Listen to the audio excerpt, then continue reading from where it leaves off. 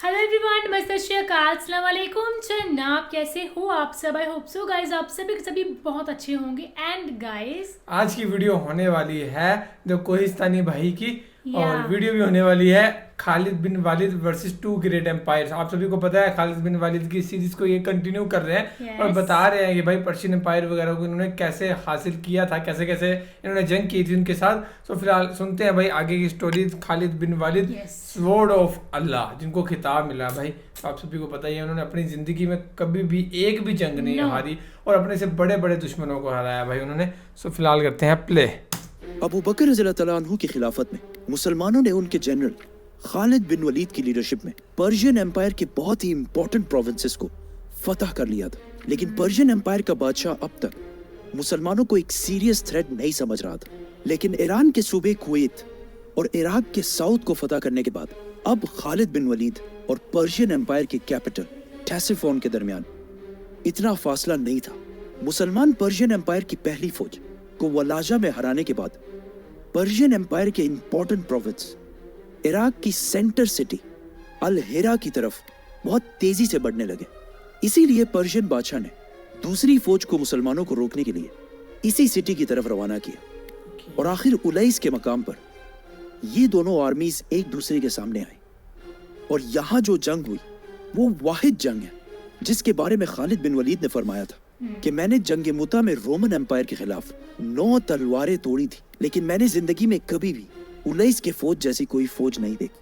खालिद बिन वलीद जंग से ज्यादा अपने दुश्मनों के माइंड और मोराल से लड़ते थे और दुश्मनों के मोराल को तोड़ने के लिए हमेशा जंग से पहले ही उस फौज के जनरल को अकेले लड़ने का चैलेंज देते थे और फिर उसे मारकर दुश्मनों की फौज का मोराल बिल्कुल तोड़ देते थे। और इस बात का पर्शियन फौज के जनरल को बहुत अच्छी तरह पता था। इसीलिए उन्होंने जंग से पहले ही रात को 12 लोग जमीन के अंदर मट्टी में छुपा दिए। अगले दिन ऑफ कोर्स खालिद बिन वलीद ने उस जनरल को लड़ने का चैलेंज दिया। उनका जनरल अकेले फौज से इस साइड से आ गया है और कहा वहां नहीं यहां लड़ेंगे। खालिद बिन वलीद भी वहां गए और लड़ाई शुरू हुई। जैसे ही उन्होंने लड़ना शुरू किया अचानक जमीन से वही 12 लोग बाहर आए और खालिद बिन वलीद पर हमला कर दिया। The 12 men jump up. Now, एक तरफ 13 लोग और दूसरी तरफ सिर्फ एक, लेकिन सिर्फ एक और मुसलमान की मदद से वही हुआ जो होना था। खालिद बिन वलीद ने इन सारों को खत्म कर दिया। And the 2 men murder the 13 Persians. And then they destroy the Persian army. और एक बार फिर पर्शियन फौज का जनरल मारा गया और इसी के साथ दोनों फौजों ने एक दूसरे पर हमला कर दिया। और बहुत सख्त जंग के बाद आखिर पर्शियन फौज जंग छोड़कर भागने लगी और मुसलमानों ने उनकी इस फौज को भी क्रश कर दिया। इस जंग के बाद एक बहुत ही अजीब सा वाकया भी पेश आया कि पर्शियन फौज के एक जनरल जो अरेस्ट हो चुका था उसने आके खालिद बिन वलीद को बताया कि हमारे एम्पायर पर्शियन एम्पायर में ये बात बहुत मशहूर हो गई है कि एक दिन किसी जंग के दौरान आपकी तलवार टूटने के बाद अचानक आसमान से खुदा की तरफ से आपके लिए एक तलवार उतरी। इसीलिए आपको सैफुल्लाह अल्लाह की तलवार कहा जाता है, जिस पर वहां खड़े सारे मुसलमान बहुत हंसे।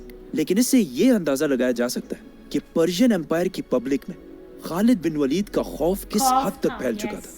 इस जंग के बाद अल हिरा सिटी के साथ साथ पर्शियन एम्पायर के इस इलाके के बहुत सारी सिटीज ने मुसलमानों के सामने सरेंडर करना शुरू किया। पर्शियन एम्पायर पर हमला करने से पहले अबू बकर रज़ियल्लाहु तआला अन्हु ने खालिद बिन वलीद को वही इंस्ट्रक्शंस दिए थे जो इससे पहले हमेशा रसूलुल्लाह सल्लल्लाहु अलैहि वसल्लम दिया करते थे कि किसी भी बच्चे बूढ़े औरत पर अंडर एनी सर्कमस्टांसेस हाथ नहीं उठाना और कोई दरख्त भी नहीं काटना और किसी से कोई चीज नहीं छीनना। इन्हीं प्रिंसिपल्स को सामने रखकर खालिद बिन वलीद ने पर्शियन एम्पायर के इन सारे इलाकों को फतह करने के बाद उस इलाके की सारी प्रॉपर्टीज वहां के लोकल अवाम को वापस कर दी और इंसाफ जस्टिस का एक जबरदस्त निजाम बनाया जिसमें उन्होंने सारों के सामने पर्शियन एम्पायर के ताकतवर लोगों को आम लोगों की तरह सजाएं दी और सूद का निजाम भी खत्म कर दिया। मतलब खालिद बिन वलीद जैसे ही किसी सिटी को फतह करते उस सिटी की इकोनॉमी खराब होने के बजाय और स्ट्रॉन्ग होने लगती थी। और खालिद बिन वलीद ने अपनी फौज को स्ट्रॉन्ग करने के लिए जो टैक्स जजिया यहाँ की आवाम पर लगाया वो उस टैक्स से बहुत कम था जो इससे पहले यहाँ की आवाम पर्शियन बादशाह को भेजा करती थी।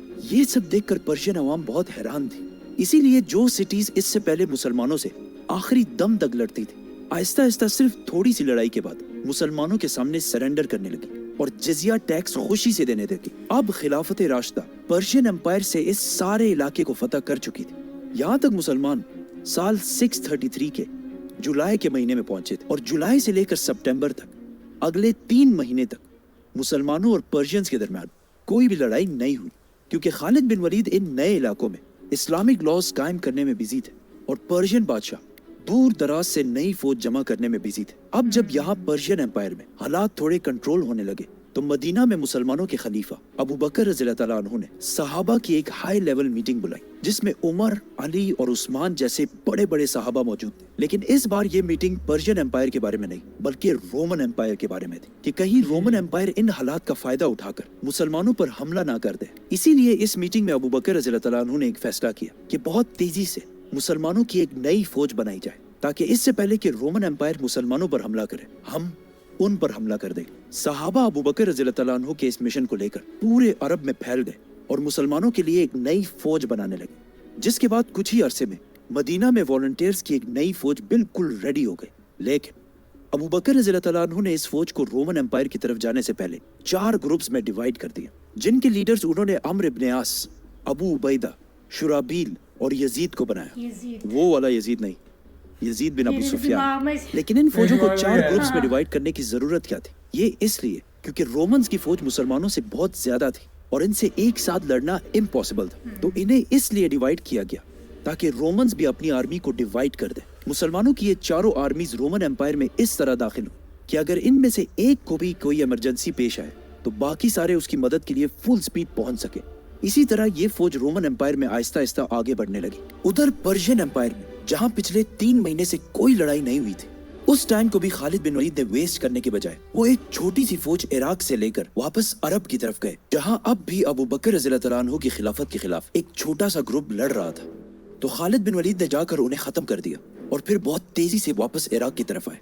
जैसे ही पर्शियन बादशाह को पता चला कि खालिद बिन वलीद इराक को छोड़कर वापस अरब की तरफ चले गए, तो उन्होंने 25-25 हजार की 3 नए आर्मीज को तैयार करके मुसलमानों की तरफ रवाना किए। और सारे मुसलमानों को पता था कि इन तीनों आर्मीज को एक साथ हराना इम्पॉसिबल है। तो खालिद बिन वलीद ने अपने जनरल्स की एक मीटिंग बुलाई और अब जो प्लानिंग खालिद बिन वलीद ने की, इसी प्लानिंग की वजह से उन्हें दुनिया के सबसे बड़े जनरल्स में से एक माना जाता है। मीटिंग में मुसलमानों को पता चला कि इन तीनों फौजों को एक एक करके हराया नहीं जा सकता, क्योंकि जैसे ही मुसलमान उनकी तरफ रवाना होंगे, पर्शियंस की ये तीनों फौजें एक साथ मिलकर 75,000 की एक बहुत बड़ी फौज बना लेंगे। इसीलिए खालिद बिन वलीद और उनके जनरल्स ने अपने जासूसों की मदद से ये कैलकुलेट करना शुरू किया कि आज से 2 हफ्ते बाद ईरान की ये तीनों फौजें एग्जैक्टली कौन सी जगह पर होंगी।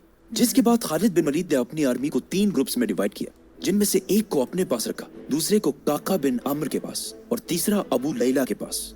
इन तीनों जनरल्स के पास 5-5 हजार मुसलमानों की फौज थी। खालिद बिन वलीद ने बाकी 2 जनरल्स को ऑर्डर दिया कि आज से 2 हफ्ते बाद हम तीनों फौजें एग्जैक्टली इस टाइम पर और इस जगह पर इस इलाके में मिलेंगे और फिर एक साथ 3 साइड से हमला करेंगे। ये तीनों फौजें मेन रोड से तो ईरान की आर्मी की तरफ नहीं जा सकती, इसीलिए टाइम और जगह फिक्स करने के बाद ये तीनों फौजें इराक के मेन रास्तों को छोड़कर जुलाई के महीने में इराक की गर्म डेजर्ट की तरफ गई और हर एक की नजर से बिल्कुल गायब हो गई। जिसके बाद अगले 2 हफ्ते तक पूरे इराक में किसी को पता नहीं था कि मुसलमानों की फौज आखिर गए कहाँ। और अचानक 2 हफ्ते बाद उसी रात एग्जैक्ट उसी टाइम पर और एग्जैक्ट उसी लोकेशन पर खालिद बिन वलीद अपने 5,000 फौज के साथ खड़े थे। तो उन्होंने एक छोटी सी आग लगाकर सामने वाले पहाड़ की तरफ इशारा किया और दुआ की कि काश वो फौज भी एग्जैक्ट टाइम पर वहां पहुंच चुकी हो, क्योंकि अब यहाँ से वापस जाना इम्पॉसिबल था। और कुछ देर बाद काका बिन अम्र की दूसरी फौज ने भी आग जलाई और इसी तरह तीसरी फौज ने भी इशारा दिया, which means बगैर किसी मोबाइल या किसी राब्ते के ये तीनों फौजें उसी एग्जैक्ट टाइम पर उसी जगह पर मौजूद थी। अब जब सारी आर्मीज प्लान के मुताबिक पहुंच चुकी थी, तो खालिद बिन वलीद ने हमले का हुक्म दिया। मुसलमानों की फौजों ने पर्शियंस पर 3 तरफ से हमला करके हजारों लोगों को बिल्कुल क्रश कर दी और पर्शियंस की ये पहली फौज खत्म हो गई।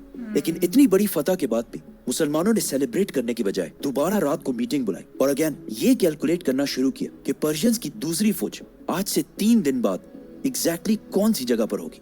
और ये कैलकुलेट करने के बाद मुसलमानों की तीनों फौजें इराक के डेजर्ट में बिल्कुल गायब हो गई। और 3 दिन बाद दोबारा खालिद बिन वलीद ने देखा कि मुसलमानों की तीनों फौजें एग्जैक्ट उसी टाइम पर उसी लोकेशन पर मौजूद है। जिसके बाद खालिद बिन वलीद ने तीनों फौजों को हमला करने का हुक्म दिया और फिर इस फौज के साथ भी वही हुआ जो होना था।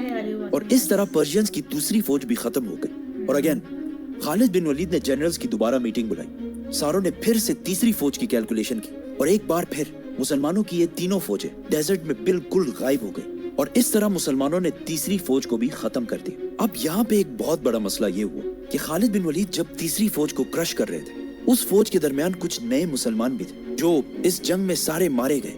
इस बात की खबर जब मुसलमानों की कैपिटल मदीना पहुंची तो हजरत उमर रज़ी अल्लाह तआला अन्हु खालिद बिन वलीद पर बहुत गुस्सा हुआ। लेकिन हजरत उमर रज़ी अल्लाह तआला अन्हु के खलीफा बनने के बाद इस इंसिडेंट और कुछ और इंसिडेंट्स की वजह से खालिद बिन वलीद जैसे अजीम जनरल को उनकी पोजीशन से हटा दिया, जिसे हम एक्सप्लेन करेंगे तो सब्सक्राइब। इन फौजों को खत्म करने के बाद मुसलमान सीधा फिराज की तरफ रवाना हुए। ये सिटी बहुत ही इंपॉर्टेंट थी क्योंकि ये दोनों सुपर पावर्स रोमन और पर्शियन एम्पायर के बिल्कुल सेंटर में बॉर्डर सिटी थी और मसला ये था कि यहाँ पर पर्शियंस और रोमन्स दोनों की बहुत बड़ी फौज आबाद थी। ये उसी तरह का इलाका था जिस तरह आज पाकिस्तान और इंडिया के दरमियान वाघा बॉर्डर है। जैसे ही मुसलमान इस सिटी के करीब पहुंचे, उन्होंने जिंदगी में पहली बार बल्कि तारीख में पहली बार एक बहुत ही अजीब मंजर देखा कि पर्शियंस और रोमन्स की फौज अपनी सारी दुश्मनियां भुलाकर मुसलमानों के खिलाफ एक हो गए और मुसलमानों से एक साथ लड़ने के लिए बिल्कुल रेडी खड़े हैं। रोमन्स और पर्शियंस के दरमियान पिछले 700 साल से बहुत सख्त लड़ाई चल रही थी और इन पिछले 700 साल में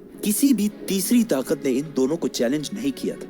लेकिन अब जब इन दोनों ने देखा कि मुसलमानों ने एक साथ इन दोनों एम्पायर्स पर हमला कर दिया, तो वो अपनी सारी दुश्मनी खत्म करके अपनी फौजों को मुसलमानों के खिलाफ यूनाइट करने लगे। दुश्मनों की फौज के फ्रंट में पर्शियंस और उनके पीछे रोमन्स खड़े थे और इन दोनों के पीछे एक दरिया जिसके ऊपर एक ब्रिज थी और मुसलमानों के पास फौज की सिर्फ एक लाइन थी। रोमन्स और पर्शियंस ने मिलकर मुसलमानों पर हमला कर दिया और इतना सख्त हमला किया कि कुछ ही देर में मुसलमान जंग से आहिस्ता आहिस्ता पीछे हटने लगे और बहुत सारे मुसलमान शहीद होने लगे। ये जंग इतनी सख्त थी कि जंग के दरमियान ही खालिद बिन वलीद ने अल्लाह से दुआ की, ए अल्लाह, अगर आज तूने मुसलमानों को फतह दे दी तो मैं किसी भी और जंग से पहले मक्का जाकर हज करूंगा, क्योंकि ये जंग ऐसी हालत तक पहुंच चुकी थी कि यहाँ से निकलना इम्पॉसिबल था।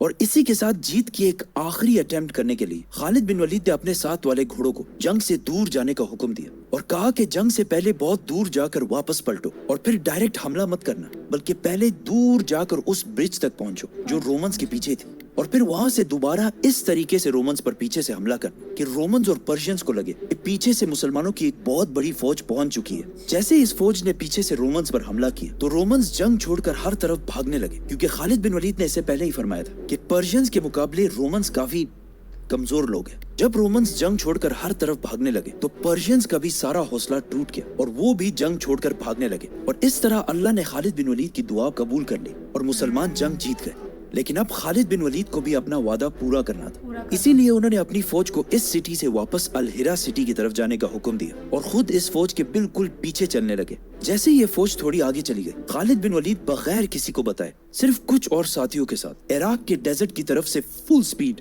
मक्का की तरफ जाने लगे, क्योंकि ये दिन बिल्कुल हज के दिन थे। रास्ते में खालिद बिन वलीद बहुत ही कम आराम और बहुत ही कम खाने के साथ फुल स्पीड मक्का पहुंचे और मक्का पहुंचते ही अपना चेहरा छुपाकर हज करके वापस घोड़े पर चढ़े और सीधा वापस इराक की तरफ चलने लगे। जैसे ही वो वापस इराक पहुंचे, उन्होंने देखा कि मुसलमानों की फौज अब उस सिटी पहुंच रही है और इस तरह बगैर किसी को पता चले खालिद बिन वलीद ने अपना वादा भी पूरा कर लिया। लेकिन अबू बकर रज़ी अल्लाह तआला अन्हु की इंटेलिजेंस एजेंसी बहुत ही ज्यादा स्ट्रांग थी और उन्हें कुछ ही दिनों में खालिद बिन वलीद के सीक्रेट हज का पता चल गया और उन्होंने खालिद बिन वलीद को लेटर भेजा कि बगैर पूछे आइंदा ऐसा कभी भी नहीं करना। अब मुसलमानों की इस एम्पायर खिलाफत राशिदा के बॉर्डर्स बहुत फैल चुके थे और एक साथ मुसलमान दो बड़े सुपर पावर्स के साथ लड़ रहे थे और ये सारी प्लानिंग मदीना जैसी एक छोटी सी सिटी से हो रही थी।